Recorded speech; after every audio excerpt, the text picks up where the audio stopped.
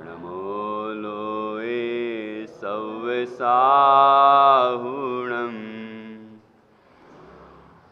अर्हन्त सिद्ध साहु तिद्यं जीर्णधम्म वयण पडिमाहु जीर्णनिलयायदराय नवदेवादिन्तु मे बोहि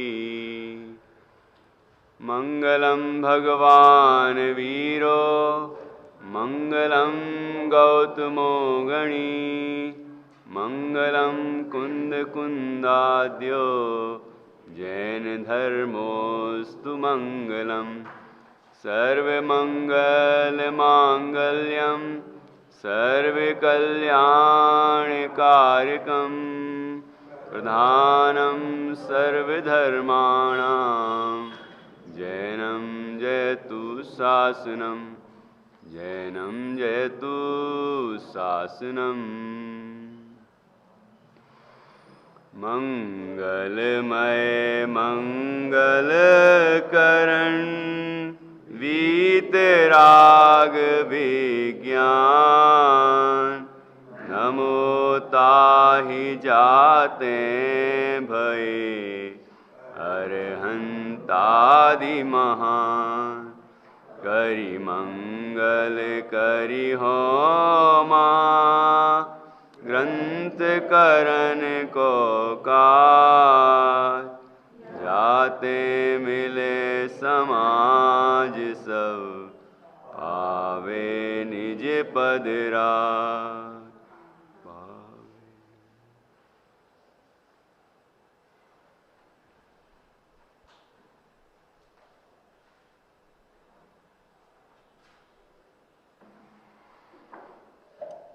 आचार्य कल्प पंडित श्री टोडरमल जी द्वारा रचित यह रहस्यपूर्ण चिट्ठी है। इसमें हम स्वानुभव की प्रक्रिया पर चर्चा कर रहे हैं। कोई जीव जो अनादि मिथ्या दृष्टि है वो भी यदि निज स्वरूप के अनुभव के लिए प्रयत्न करता है, सम्यक्त्व के लिए प्रयत्न करता है, तो इसी विधि से करता है जिसको हम सम्यक्त्व के सन्मुख मिथ्या दृष्टि कहते हैं। और जिस जीव ने स्वानुभव पूर्वक सम्यक्त्व तो उपलब्ध कर लिया लेकिन बाद में छूट गया और फिर पुनः मिथ्या दृष्टि हो गया, उसे ये पता तो है कि ऐसा हूं मैं, लेकिन वो अहमपना छूट गया, प्रतीति छूट गई। और आचार्य लिखते हैं कहीं कहीं तो कभी कभी तो ऐसा होता है जैसे मिथ्या दृष्टि, मतलब कभी उसने आत्मा को देखा ना हो, उसके संबंध में भ्रम ही पैदा हो जाए, ऐसा भी हो जाता है। सम्यक दर्शन प्राप्त कर लिया था लेकिन छूट गया, और छूटने के बाद मिथ्या दृष्टि तो हो ही गया, लेकिन ऐसा हो जाता है कि जैसे कि सम्यक तो हुआ ही नहीं था पहले। ऐसा भी किसी जीव के हो जाता है, क्योंकि अर्ध पुद्गल परावर्तन काल कहा है ना कि जीव को सम्यक दर्शन हो जाए तो उसके बाद अधिकतम यदि संसार में रहेगा तो अर्ध पुद्गल परावर्तन रहेगा।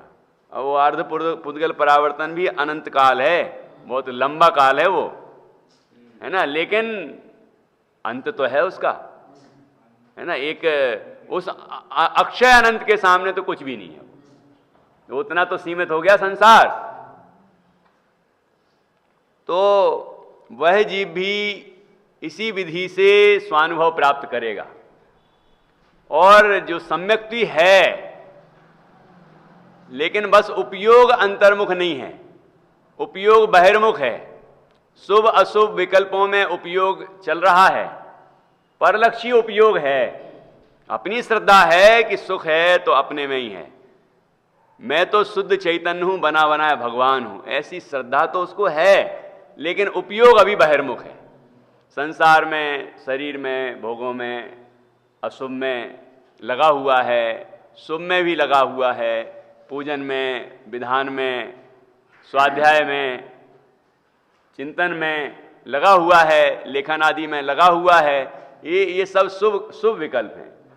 तो इन विकल्पों में लगा हुआ है, तो अब वो कभी अपने स्वरूप के अनुभव के लिए प्रयत्न करता है। जैसे कि आचार्य अमृतचंद स्वामी ने लिखा, उसका पद्यानुवाद बोलता हूं। यद्यपि मैं तो शुद्ध मात्र चैतन्य रूप हूं, फिर भी परिणति मलिन हुई है मोहोदय से। परम विशुद्धि को पावे वह परिणति मेरी, समय सार की आत्मख्याति नामक व्याख्या से। समय सार की व्याख्या करते करते क्या भावना करते हैं कि ये व्याख्या करने की भावना नहीं है कि ये व्याख्या पूरी हो जाए, ये तो है, लेकिन असली प्रयोजन ये नहीं है। असली प्रयोजन यह है कि मेरी जो अभी अशुद्ध परिणति हो रही है, कौन सी अशुद्ध परिणति हो रही होगी आचार्य अमृतचंद स्वामी की? शुभ भाव रूप परिणति हो रही, और वो भी कौन सा? संजुलन कसाय मात्र बची है ना उनके, संजुलन कसाय है, बाकी 3 कसाय चौकड़ी का तो अभाव है। तो वो जो परिणति मलिन हो रही है वो भी नष्ट हो जाए। तो जब समय सार की टीका लिखते लिखते जब आत्मा के स्वरूप का वर्णन करते हैं, तो वो तो मुनिराज हैं, तो वो तो क्षण में अंतर्मुख होते हैं, क्षण क्षण में अंतर्मुख होते हैं, है ना। एक गृहस्थ की बात है, वो मुनिराज है, उनको इतना प्रयत्न नहीं करना पड़ता, वो तो फट से अंदर, फट तुरंत बाहर, अंदर बाहर, झूला सा झूलते हैं, ऐसा कहा है ना, ऐसे अंतर बाहर में होते रहते हैं।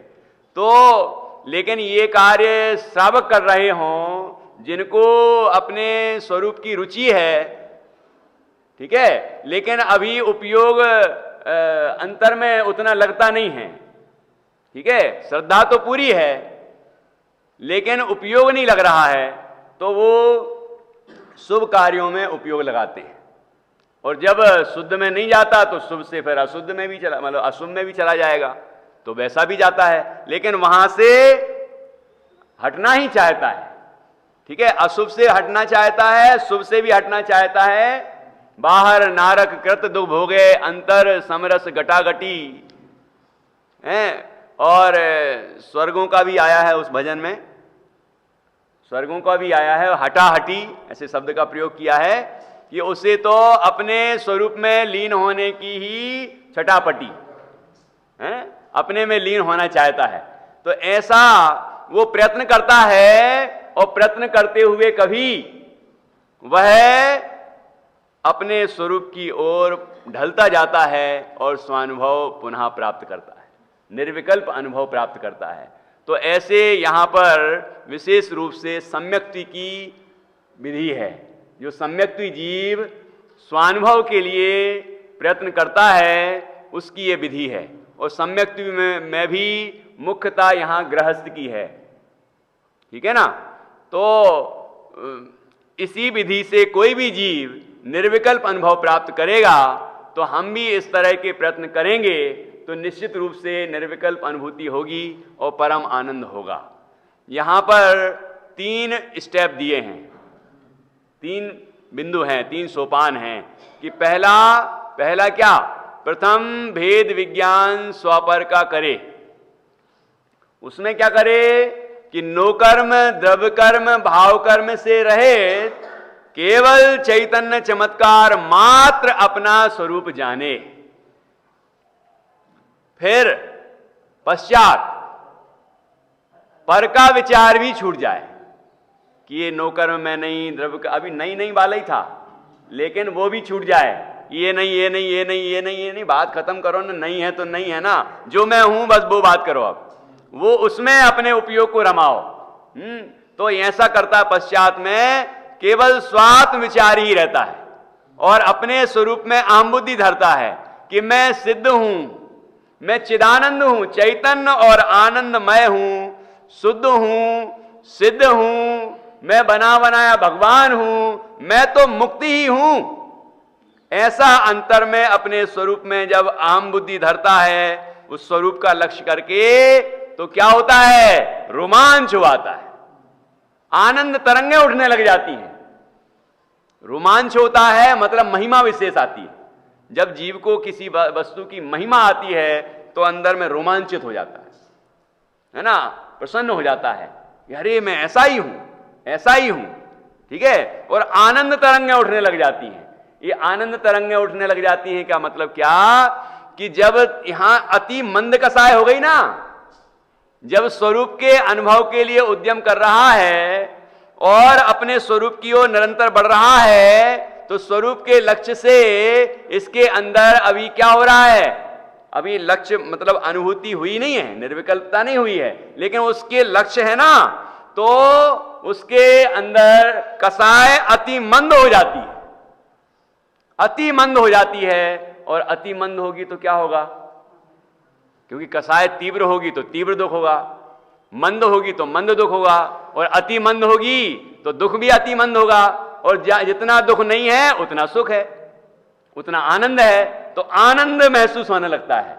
लेकिन वह साधक उन आनंद की तरंगों में नहीं उलझता, वहां नहीं फंसता कि अरे वाह वाह ऐसा आनंद तो कभी आया नहीं, ऐसा आनंद तो भोगों में नहीं आ सकता। वो अभी आनंद की तरंगों की जो बात कर रहे हैं पश्चात में, ऐसा आनंद तो उसे भगवान की पूजन भक्ति और स्वाध्याय आदि में भी नहीं आ सकता। ऐसी स्थिति वो तैयार हुई है, ठीक है ना। ऐसी वह अपने स्वरूप के बिल्कुल अत्यंत निकट है, मतलब स्वरूप के निकट है का मतलब निर्विकल्प अनुभव के निकट ही है। तो ऐसी स्थिति में उसके अंदर अति मंद कसाय होने से आनंद प्रकट होने लगा, लेकिन उन आनंद की तरंगों में वह अटकता नहीं, तरंगों को अपना रूप मानता नहीं, अपना स्वरूप मानता नहीं, और जो चैतन्य मात्र तत्व है, जो अंतर में जानने वाला तत्व उसको महसूस होता है, बस वहीं अपने उपयोग को टिकाए रखता है, तरंगों में नहीं, तरंगों में उलझता नहीं, संतुष्ट होता नहीं, बल्कि वो जहां से निकल रही हैं वो तरंगें, ऐसे जो दय है, आनंद का बना हुआ तत्व है, ऐसे चैतन्य तत्व में अपने उपयोग को टिकाए रखता है। तो क्या होता है, इसको लिखा है तत्पश्चात, तीसरा स्टेप। अब ये निर्विकल्प अनुभव होने वाला है। तीसरे बिंदु में क्या कहा, तत्पश्चात केवल तत्पश्चात ऐसा विचार तो छूट जाए, ऐसा विचार तो छूट जाए, केवल चिन्मात्र स्वरूप भासने लगे, वहां सर्व परिणाम उस रूप में एकाग्र होकर प्रवर्तते हैं। दर्शन ज्ञानादिक का व नए प्रमाणादिक का भी विचार विलय हो जाता है। चैतन्य स्वरूप जो सविकल्प से निश्चय किया था, उस ही में व्यापक रूप होकर इस प्रकार प्रवर्तता है, जहां ध्याता ध्येयपना दूर हो गया है, दूर हो गया, सो ऐसी दशा का नाम निर्विकल्प अनुभव है। तत्पश्चात, तत्पश्चात क्या करता है, ये अंतिम स्टेप है। क्या करता है कि ऐसा विचार तो छूट जाए, ये छोड़ना नहीं पड़ता उसको कि ये छोड़ दूं, ये छोड़ूं, अब ये छोड़ो, ये विकल्प छोड़ो, ये विकल्प छोड़ो, अब ये नहीं, अपन अगले में आ गए हैं, अब अगले में आ गए, अब अगले में आ गए, ये छोड़ो, ये छोड़ो, छोड़ो छोड़ो का विकल्प करेगा तो छूटे कहां है। यहां तो ढल रही है परिणति अंतर में, क्योंकि उसे जो पाना है वह उस पर ही अपना ध्यान केंद्रित करता है। अर्जुन को जिस पर एकाग्र निशाना लगाना है, केवल उस पर ही उसने ध्यान केंद्रित किया, इधर उधर नहीं। ये दिख रहा है क्या, ये दिख रहा है क्या, ये दिख रहा है क्या, ये हो रहा है क्या, ये हो रहा है, मैं भी नहीं दिख रहा, कुछ नहीं दिख रहा, मुझे तो बस वही दिख रहा, दिख नहीं रहा होगा। अब वही लक्ष्य, लेकिन क्या, ये आनंद की तरंगें भी तो महसूस हो ही रही है ना उसको, ये दिख नहीं रहा क्या, ज्ञात तो हो रही है ना, लेकिन उसकी महिमा नहीं है, जिसकी महिमा से ये पैदा हुई हैं उसकी महिमा है, उस चैतन्य की महिमा है कि वो मैं हूं। ये तरंगें तो आने जाने वाली हैं, लेकिन जो मैं हूं अनंत आनंद स्वरूप तत्व, बस उस पर ही अपना उपयोग केंद्रित रखता है। तो क्या होता है कि केवल चिन्मात्र स्वरूप भासने लगे, केवल चिन्मात्र स्वरूप भासने लग जाता है, भाषण होता है उसका, ठीक है। ऐसा वह उस चिन्मात्र चैतन्य मात्र हूं मैं, जैसे कि 80 नंबर की गाथा में प्रवचन सारथी में आया, तो वहां जो चिद्विवर्त हैं, चिद्विवर्तों को चेतन में संक्षेपण करके, फिर समस्त आत्मा के जो समस्त विशेष हैं चैतन्य आदि गुण, उनको भी चेतन में संक्षेपण करके, फिर चिन्मात्र, वहां भी यही बात आई, चिन्मात्र अनुभव करने लगता है। और तब जैसे ही चिन्मात्र हूं ये अनुभव होता है, और वैसे ही मोह उत्पन्न ही नहीं होता। यहां तो मोह, दर्शन मोह है ही नहीं इसको, सम्यक्त्वी को, लेकिन जो मिथ्यात्वी है और सम्यक्त्व प्राप्त करता है उसको दर्शन मोह उत्पन्न नहीं होता, और इसे निर्विकल्प अनुभव होता है। तो निर्विकल्प अनुभव तो दोनों को होता है, उसके सम्यक्त्व है, इसके सम्यक्त्व है, और उसके सम्यक्त्व नहीं है, बस अंतर इतना है। ठीक है, तो क्या होता है कि इस तरह चिन्मात्र स्वरूप भासने लगे, वहां सर्व परिणाम उस रूप में एकाग्र होकर प्रवर्तते हैं। ये सर्व परिणाम कौन कौन से एकाग्र होकर प्रवर्तते हैं? एकाग्र होकर प्रवर्तते हैं का मतलब क्या? सर्व परिणाम कौन से? कि श्रद्धा गुण का अहमपना किसमें? चिन्मात्र हूं। ज्ञान का जाननपना चिन्मात्र हूं। चारित्र का रमणता स्वरूप उसमें ही रम जाता है, सर्व परिणाम उसमें ही निमग्न हो जाते हैं, तो एकाग्र हो जाते हैं, क्योंकि एक ही तो अग्र में है, एक चैतन्य हूं मैं। ये विकल्प नहीं है, ये अनुभूति है। ये इस तरह का इसको अनुभव होता है, भासने लग जाता है। भासने लग जाता है तो सर्व परिणाम चिन्मात्र हूं ये भासने लगता है, तो श्रद्धा कहती है मैं ये ही हूं, ज्ञान कहता है मैं ये ही हूं, और चारित्र क्या करता है? उसमें रम जाता है। अर्थात कि सभी परिणाम चैतन्य मात्र में मग्न हो जाते हैं, और ये एक ही सभी का मुख्य केंद्र बिंदु होता है। मतलब कोई पर्याय इधर जा रही, कोई इधर जा रही, ऐसा नहीं होता। सर्व परिणाम चैतन्य में ही निमग्न हो जाते हैं। अब सब परिणाम जब चैतन्य में ही निमग्न हो गए, चिन्मात्र अनुभव करने लगे, तो फिर बचा क्या? फिर विकल्प, इधर उधर के विकल्प कहां से होंगे? हैं? तो क्या लिखा यहां कि सर्व परिणाम, वहां सर्व परिणाम उस रूप में एकाग्र होकर प्रवर्तते हैं। क्या क्या नहीं होता? कि दर्शन ज्ञानादिक का व नए प्रमाणादिक का भी विचार विलय हो जाता है। कि इसलिए तो 7वीं गाथा में लिखा है समय सारजी में कि मैं दर्शन नहीं, मैं ज्ञान नहीं, चारित्र नहीं, ऐसा मैं आत्मा हूं। तो दर्शन ज्ञानादिक का विकल्प छूट गया। तो जब मैंने पहली बार सुना, पंडित रतनचंद जी साहब बड़े दादा प्रवचन कर रहे थे इस पर, तो मैंने कहा कि आपने ये गाथा में ये लिखा है कि आत्मा में ज्ञान नहीं है, दर्शन नहीं है, चारित्र नहीं है, ये नहीं है, कैसे नहीं है? ये तो है। तो उन्होंने कहा इनके भेद नहीं है, अभेद है आत्मा। तो ये सारे वेद गर्भित हो गए हैं। जैसे कि वो पंक्ति सुनाई थी, इसी में है मोक्षमा प्रकाशन, समस्त भेद गर्भित हैं जिसमें ऐसा चैतन्य भाव, वो पारिणामिक भाव है। तो ऐसा उससे चिन्मात्र में कोई अकेला चिन्मात्र का मतलब चैतन्य मात्र है, इसका मतलब उसमें और कुछ नहीं है। उसमें सारे गुणधर्म, शक्तियां, सब कुछ, सारा वैभव का रूप समाया हुआ है, उसका अनुभव होता है, सबका अभेद रूप अनुभव होता है। ठीक है, तो चिन्मात्र भाषण लगता है तो क्या होता है कि वहां सर्व परिणाम उस रूप में एकाग्र होकर प्रवर्तते हैं। दर्शन ज्ञानादि का कोई विकल्प नहीं होता। कि मैं दर्शन वाला हूं, जाने सो आत्मा, देखे सो आत्मा, ये कराए, ये पहले हो गया, वो पहले प्रथम वाले में, ये सारा कुछ प्रथम में हो चुका।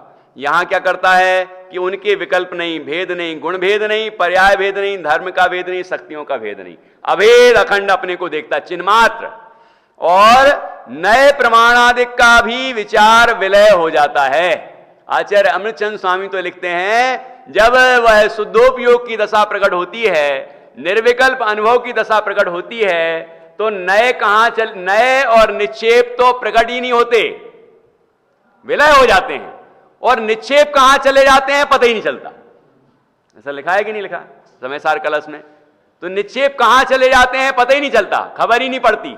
जेई जहां साधक हैं तेई तहां बाधक हैं। यही सब साधक थे अभी तक।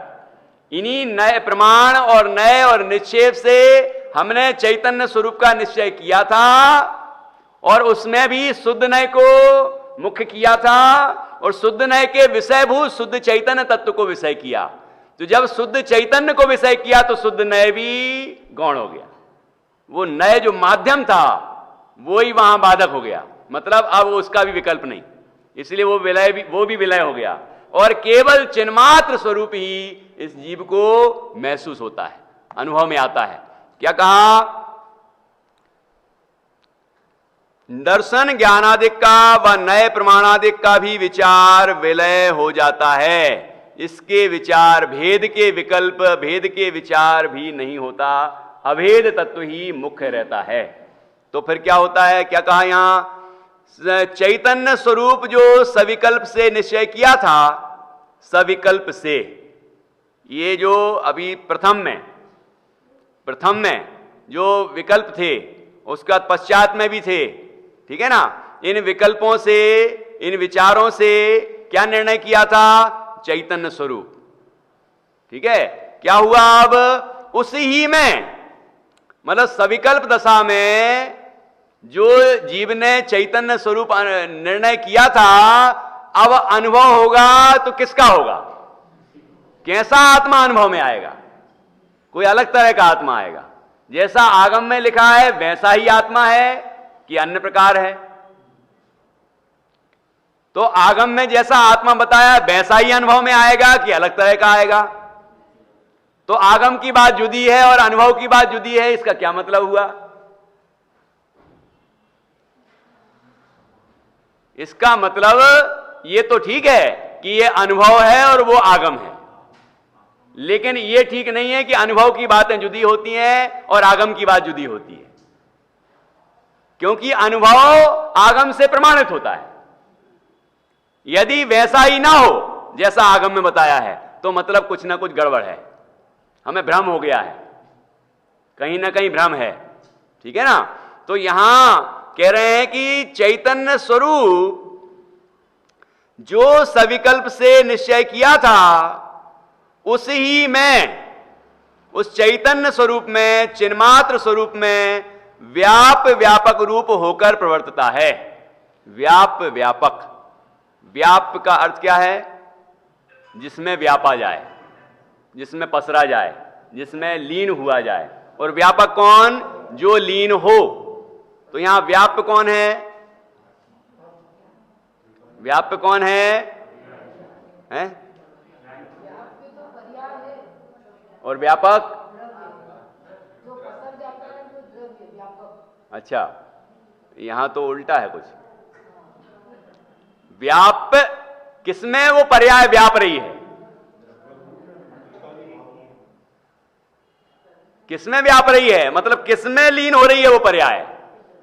जिसमें लीन हो रही है वो व्याप्य और जो लीन हो रहा है वो व्यापक, ऐसा है, ठीक है। तो व्यापक रूप होकर, मतलब दोनों का भेद नहीं। अब एक ही वस्तु में व्यापक संबंध बनता है ना, तो ये देखो बन गया। पर्याय और द्रव्य का कोई भेद रहा क्या? अब पर्याय और द्रव्य का कोई भेद नहीं है। मैंने पंडित साहब से पूछा था, राजगिरी में मिले थे एक बार, है ना। तो मैंने कहा कि ये अनुभूति में पर्याय शामिल है कि नहीं? बहुत चलती है ना, हाँ, अनुभूति में पर्याय शामिल है कि नहीं, ऐसी बहुत चर्चाएं चलती हैं, नहीं है नहीं है नहीं है। तो उन्होंने कहा एकाकार है। शामिल है और शामिल नहीं है ये विकल्प छोड़ो, एकाकार है। एकाकार है मतलब वो तो वहां व्यापक रूप प्रवर्तता है, मतलब अभेद हो गया है। ये हमने बुद्धिपूर्वक जो निर्णय किया था वहां हो गया ये कि पर्याय है वो द्रव्य नहीं, द्रव्य है वो पर्याय नहीं।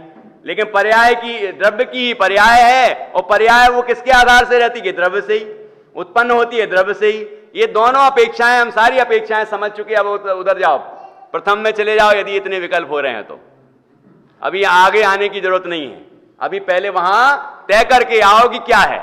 जिसको तय हो गया है उसको ही अनुभव होता है कि वो पर्याय उस द्रव्य का अनुभव करती है कि मैं चिन्मात्र हूं, उसमें पसर गई।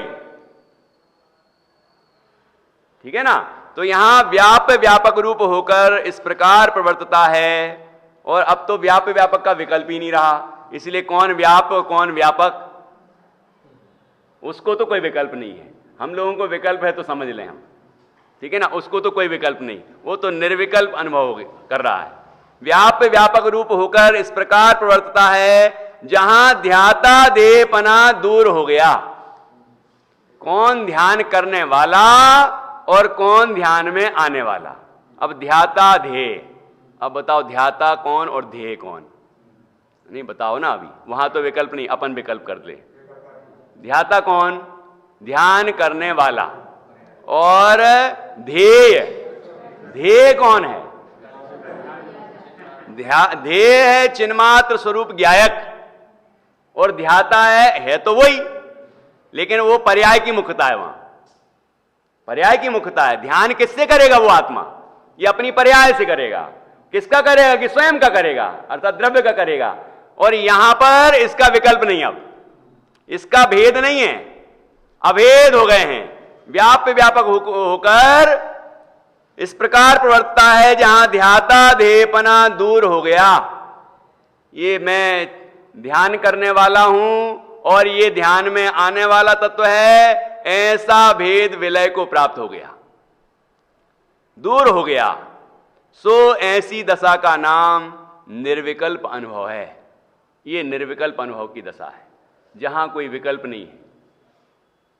जहां कोई विकल्प नहीं कि मैं हूं, ये विकल्प भी नहीं। मैं शुद्ध चैतन्य हूं, ये विकल्प भी नहीं।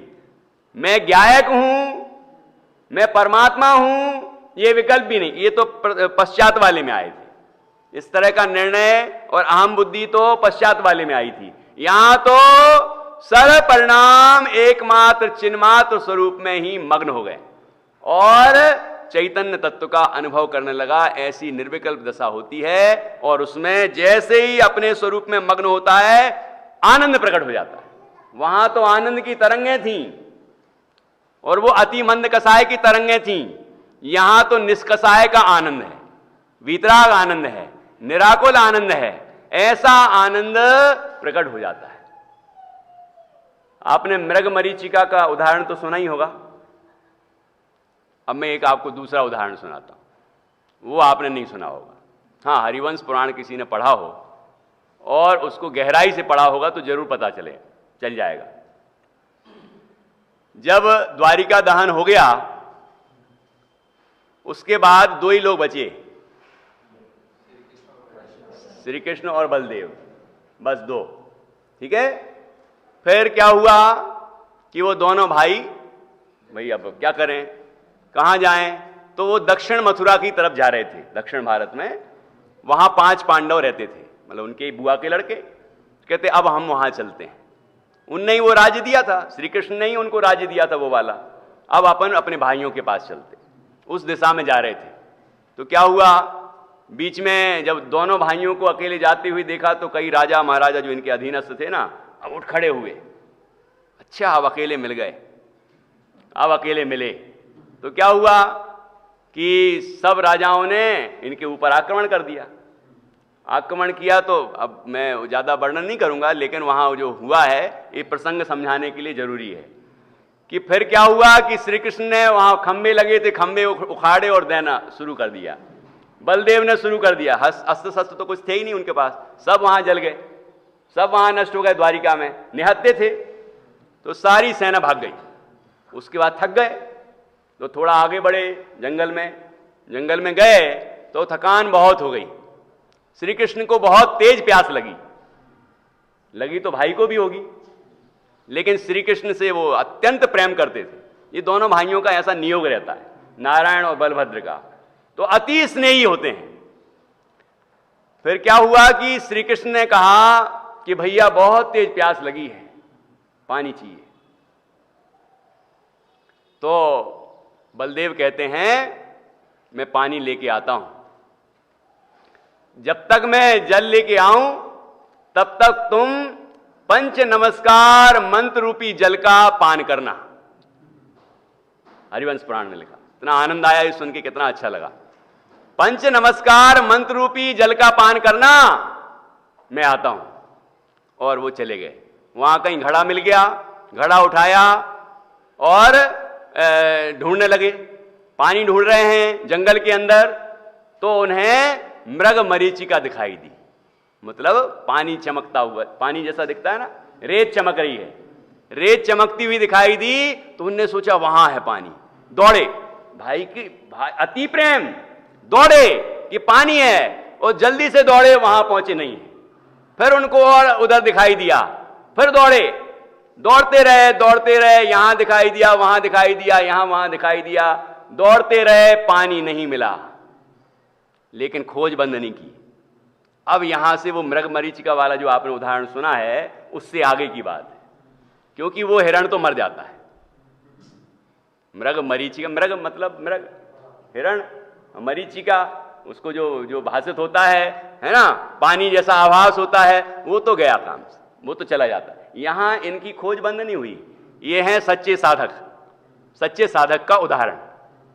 क्या हुआ कि लेकिन खोज बंद नहीं की, भाई को पानी पिलाना है, खोज बंद नहीं की, ढूंढते रहे। फिर क्या हुआ कि उन्हें कुछ गीले गीले पद चिन्ह दिखाई दिए, मतलब कोई पैदल चला होगा तो गीले गीले पद चिन्ह दिखाई दिए। तो उन्हें समझ में आया कि पानी तो आसपास है। ठीक है, आनंद की तरंगें उठेंगी अभी, पानी तो आसपास है। फिर क्या हुआ कि आगे बढ़े इस आशा से कि इस तरफ पानी है। फिर वहां पक्षी कलरव करते हुए सुनाई दिए। वो पक्षी जहां कलरव कर रहे हो तो क्या होना चाहिए, वहां जलाशय कुछ ना कुछ होना चाहिए। फिर वहां से थोड़े आगे बढ़े तो ठंडी ठंडी हवाएं आने लगी। वाह, बहुत बढ़िया, ठंडी ठंडी हवा आ रही, अब अपन यहीं बैठ जाते हैं, ऐसा सोचा होगा बलदेव ने? नहीं, ऐसा नहीं बैठे, थक गए होंगे ना वो तो श्री कृष्ण से ज्यादा थक गए होंगे, क्योंकि अभी इतना भागे, मृग मरीचिका में फंसे, उलझे। लेकिन काहे की थकान, मुझे तो वो लक्ष्य पाना है, पानी चाहिए। आगे बढ़े तो और ठंडक महसूस होती है। आप देखो तालाब के जितने नजदीक जाएंगे तो ठंडक महसूस होती है कि नहीं होती है। तो उन्हें पूरा विश्वास हो गया कि है, पानी तो यहां है। और फिर उनको जैसे ही पास में पहुंचे, पानी ही पानी दिखाई दिया, जलाशय। अब तो शांति से बैठ जाओ, अब तो आनंद की तरंगें उठने लगी। अब क्यों आगे बढ़ने की कोशिश करते हो, यहीं खुश हो जाओ, क्योंकि ऐसा आनंद भी विषयों में नहीं आता। जो यहां आनंद की तरंगों की बात की है, ऐसा आनंद भी विषयों में नहीं आ सकता, नहीं आता। तो आगे बढ़े, किनारे पहुंच गए, बहुत ठंडक का, शीतलता का अनुभव हुआ। अब तो ठीक है, पानी भर लो, चलो, कि नहीं, पहले उनने स्वयं तालाब में प्रवेश किया। क्या किया उनने?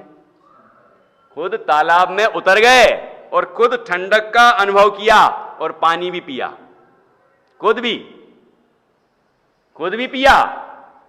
फिर तो पिलाएं दूसरे को, खुद प्यासे रह जाओ, दूसरे को पानी पिला रहे हो। खुद यहां अनुभव करते नहीं हो, कोशिश करते नहीं हो, और दूसरों को कह रहे हो अनुभव करो। ये कैसे संभव है? ये क्या बात हुई? तो बलदेव ने क्या किया कि स्वयं उतर गए उसके अंदर, उतर के शीतलता का अनुभव किया, पूरे डुबकी लगा ली, और उसके बाद पानी पी के घड़ा भरा और अपने भाई की तरफ दौड़ने लगे। ये क्या हुआ? जैसे कि वो डुबकी लगाते हैं तो पूरे निमग्न हो गए, जल में निमग्न हो गए। ऐसे ही साधक जब यहां प्रथम पश्चात में पहुंचता है तो तत्पश्चात में भी पहुंच जाना चाहता है, बीच में कहीं न अटकता। ना तो प्रथम में अटकता है कि मैं नौकर्म द्रव्य कर्म भाव कर्म से रहे चैतन्य चमत्कार मात्र वस्तु हूं, मात्र हूं, इतने में नहीं संतुष्ट होता। अरे मैं तो यही विचार करता रहता हूं, मेरा तो बड़ा जोरदार काम हो रहा है, हमारा तो हो गया। ये क्या हो गया? क्या हो गया? आगे तो बढ़ो कि फिर पर का विचार भी छूट जाए और अपने स्वरूप में अहम बुद्धि धरता है कि मैं चिदानंद हूं, सिद्ध हूं, शुद्ध हूं, ऐसा उसको महसूस होता है। यही नहीं कि बस बोलता रहता है, ऐसा उसको महसूस होता है कि मैं ऐसा हूं, तो उसको अपने अंतर में रोमांच उत्पन्न होता है और आनंद की तरंगें उठने लग जाती हैं। फिर भी वहां संतुष्ट नहीं होता। जो आनंद तत्व है, जो ज्ञानानंदमयी स्वभाव है, उस स्वभाव की तरफ दृष्टि किए रहता है और फिर उस स्वरूप में निमग्न हो जाता है, चिन्मात्र भासने लग जाता है। और चिन्मात्र भासने लग जाता है, उसको आनंद प्राप्त हो जाता है, निराकुल आनंद, सच्चा आनंद प्राप्त हो जाता है। फिर जगत को ही बताता है कि भाई ऐसा आनंद होता है, ठीक है ना, इस विधि से ही आनंद होता है, ऐसे करो, इसी विधि से होगा, ठीक है। तो बलदेव फिर दौड़े अपने भाई की तरफ। तब तक क्या हुआ था वहां तो आपको पता ही होगा। तब तक क्या हुआ था कि जरद कुमार का तीर लगा और श्री कृष्ण की मृत्यु होने को हुई। लेकिन फिर उसके बाद भी एक विचार है। श्री कृष्ण ने ये विचार किया, जब उनको तीर लग गया तो पहले तो बहुत तकलीफ हुई, और फिर भाई आ भी गया, जरद कुमार भाई था वो, उनका ही भाई, लेकिन उसको क्षमा कर दिया और कह दिया तुम जाओ यहां से, भैया आ जाएंगे, अभी तुम्हें नहीं छोड़ेंगे वो, हम तो छोड़ देते हैं, जाओ। भेज दिया उनको कि जाओ, छिप जाओ कहीं। और यहां जिस तरफ नेमिनाथ भगवान का समोषण था, जिस दिशा में, उस तरफ मस्तक करके लेट गए और लेटने के बाद उनकी मृत्यु हो गई। लेकिन पूर्व में आयु बांध ली थी ना, नरक की आयु बांध ली थी, तो नरक में चले गए। और आगे अगली 24वीं में कौन होने वाले हैं? 16वें नंबर के तीर्थंकर होंगे, जिनका नाम होगा निर्मल। निर्मल नाम के तीर्थंकर होंगे वो श्री कृष्ण, ठीक है। अब बलदेव लौट के आए। अब बाकी तो आपको पता ही है क्या क्या हुआ होगा, ठीक है ना। अभी तो मुझे इतना ही कहना था कि जैसे हमें संसार में सुख दिखता है, यहां है, यहां है, इन भोगों में, यहां है, ये मृगमरीचिका है, यहां आनंद मिलेगा, वहां आनंद मिलेगा, बाहर में मिलेगा, ढूंढता रहता है, यहां नहीं, आज नहीं मिला, कल मिलेगा, यहां गड्ढा खोदेंगे तो यहां मिलेगा, और कहीं पता नहीं कहां कहां मिलेगा। दुनिया भर में ढूंढता रहता है पर पदार्थों में, लेकिन कभी मिलता नहीं। लेकिन साधक वो जो इस बात को समझता है कि सुख प्राप्ति हेतु प्रयत्न करते सुख जाता दूर है, अरे तू क्यों भयंकर भाव मरण प्रवाह में चकचूर है, ऐसा विचार करता है, ठीक है ना। और अपने स्वरूप की ओर आता है, अपने स्वरूप की ओर आता है कि सुख है तो यहां है, आचार्य कहते हैं यहां है, भगवान कहते हैं यहां है, और वो भी अंतर्मुख हैं, अंतर्मुख होकर वो आनंदित हैं, इसका मतलब वाकई यहां है। फिर ये जीव अपने स्वरूप के अनुभव के लिए उद्यम करता है, और जब स्वरूप के अनुभव के लिए उद्यम करता है तो क्या होता है कि प्रथम, पश्चात और तत्पश्चात उसको चिन्मात्र स्वरूप भासने लगता है, और सर्व परिणाम उसमें निमग्न हो जाते हैं, और चैतन्य स्वरूप तत्व की अनुभूति होती है और आनंद प्रकट हो जाता है। जिसको सम्यक तो नहीं है, उसको इसी दशा में सम्यक तो पैदा होता है, और जिसको सम्यक है तो सम्यक तो है ही उसको, ये तो सम्यक्ति की बात है। लेकिन जिसको सम्यक तो नहीं है, वो भी इसी विधि से सम्यक्त्व को पाता है। अनुभव के काल में ही, स्वानुभव के काल में ही सम्यक्त्व का जन्म होता है। इसलिए कोई सोचे कि मुझे तो सम्यक दर्शन हो ही गया होगा, अब वो तो एक समय की पर्याय है। कई लोग बोलते हैं एक समय की पर्याय हो गई होगी और उत्पन्न होकर नष्ट हो गई होगी, ऐसा नहीं है, ऐसा नहीं है। औपसमिक सम्यक्त्व अंतर मुहूर्त का होता है, अंतर मुहूर्त तक रहता है, ठीक है। और वह सम्यक्त्व निर्विकल्प अनुभव की दशा में ही प्रकट होता है, इसके अलावा नहीं हो सकता। अनुभव हुआ ही नहीं और प्रतीति हो जाए, ऐसे कैसे होगा? कि जैसे कि आपने अच्छा बढ़िया रसगुल्ला बनाया, बहुत बढ़िया बनाया, मुझे पसंद भी बहुत है, फिर आपने उसका बहुत गुणगान किया, वो वर्णन किया, ठीक है, तो हम कहें वाह वाह वाह, मजा आ गया, वाह बस बस बहुत है। क्यों सुल्तान, ऐसे ही करोगे? हैं? खाए बिना मानोगे? मान जाओगे? अरे नहीं, मम्मी कह रही हैं बड़ा स्वादिष्ट है, अब मान जाओ। फिर पापा आएंगे, वो कहें बड़ा बेकार है यार, क्या बनाया बेकार। अब वो कंफ्यूज हो रहा है कि अच्छा है कि खराब है, कुछ समझ में नहीं आ रहा। लेकिन उसने चख लिया, जैसे ही चखा तो उसे समझ में आ गया बहुत बढ़िया है। ठीक है, प्रतीति हो गई। अब पिताजी कितने ही कहें, लेकिन वो मानने वाला नहीं है। क्यों? क्योंकि उसको प्रतीति हो चुकी है। अनुभूति पूर्वक ही प्रतीति होती है, अनुभूति के काल में ही प्रतीति होती है, विश्वास होता है। अनुभूति के बिना कैसे हो जाए? ये तो संसार में, लौकिक में नहीं होता तो अलौकिक इस अध्यात्म तत्व में कैसे होगा? कि जब जीव को अपने शुद्ध चैतन्य तत्व का अनुभव होता है तो श्रद्धा कहती यही मैं हूं, ज्ञान कहता है यही मैं हूं, और चारित्र तो उसमें रमा हुआ है, रम जाता है। ऐसी स्वरूपाचरण की, ऐसी निर्विकल्प दशा स्वसंवेदन ज्ञान की ये होती है। स्वानुभव कहो, स्वसंवेदन ज्ञान कहो, आत्मानुभूति कहो, निर्विकल्प अनुभव की दशा कहो, सब एक ही बात है। ऐसा अनुभव प्रकट होता है। तो ये यहां पर लिखा कि सो ऐसी दशा का नाम निर्विकल्प अनुभव है। अब तो पूरी विधि पढ़ ली ना अपन ने, अच्छी लगी कि नहीं प्रतीक भैया? अब क्या करना है? बढ़िया, अब तो रहस्यपूर्ण चिट्ठी पूरी करो, आगे बढ़ो। अब क्या करना है? अब तो पूरी हो गई। बाबू युगल जी ने जब समय सार पर प्रवचन किया, पहला मतलब पहले की बात नहीं कर रहा हूं, लेकिन उनने जब प्रवचन किया होगा तो उनने पहली गाथा पे कर रहे थे, तो उनने कहा समय सार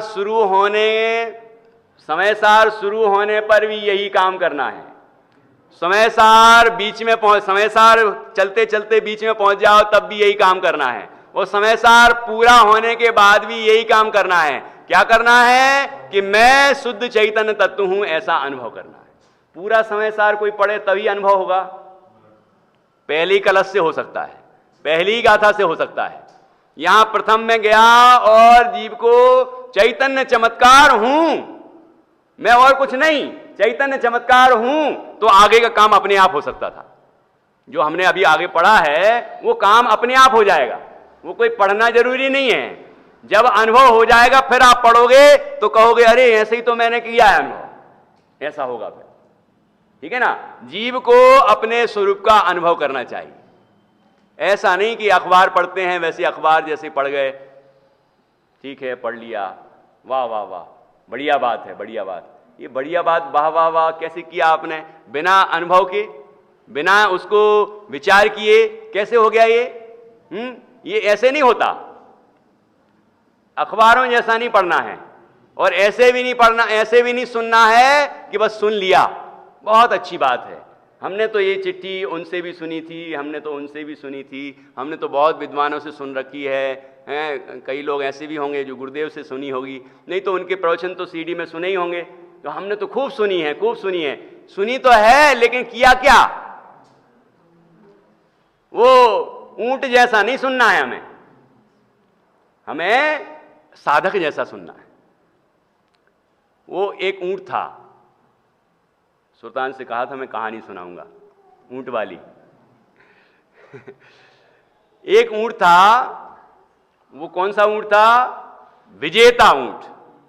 विजेता मतलब राजा की सेना में वो ऊंट था, और वह जब युद्ध के लिए गया, मतलब सेना में युद्ध के लिए गया, तो उसने सबसे ज्यादा पराक्रम दिखाया और राजा विजय हुआ, राजा ने जीत लिया उस युद्ध को।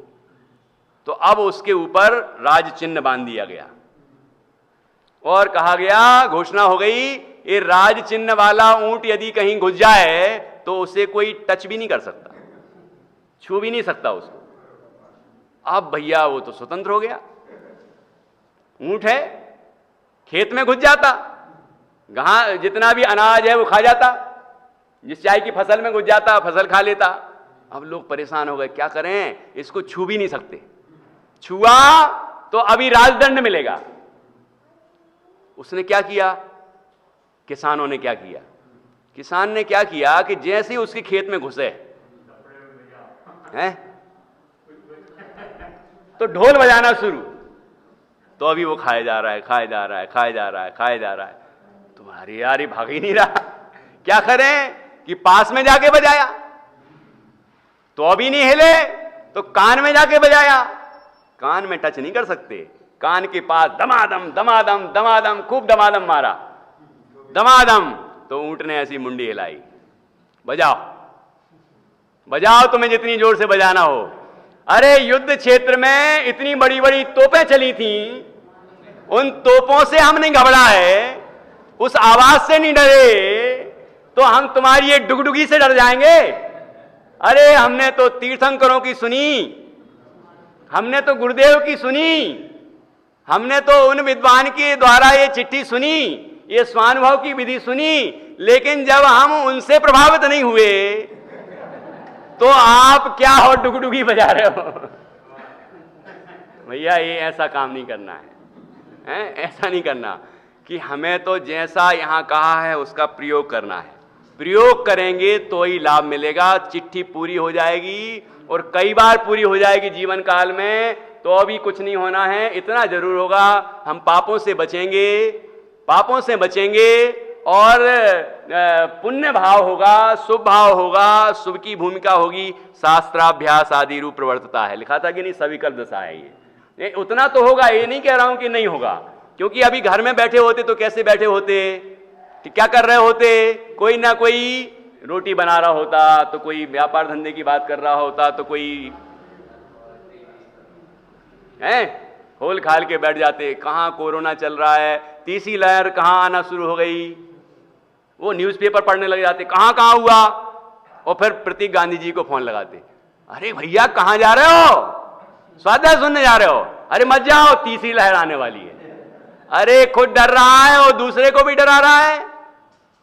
इससे भय प्रकृति का बंध होता है। कर्म सिद्धांत की बात कर रहा हूं।